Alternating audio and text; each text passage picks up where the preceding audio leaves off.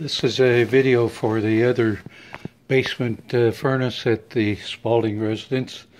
It has a bad heat exchanger and was diagnosed by Tim, and it's a 70,000 BTU, apparently 14 years old. Pane has a 16 by 25 filter on the side. Has a 4-inch vent that goes out to a double wall that extends up through the roof. This is a back away view of the furnace installation sitting up on a box. Has a side drop return that goes up to a return grill in the office area above.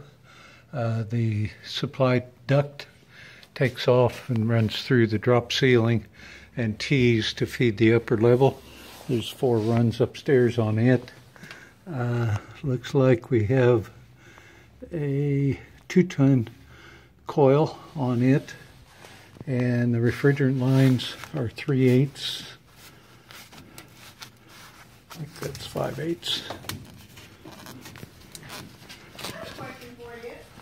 Yes.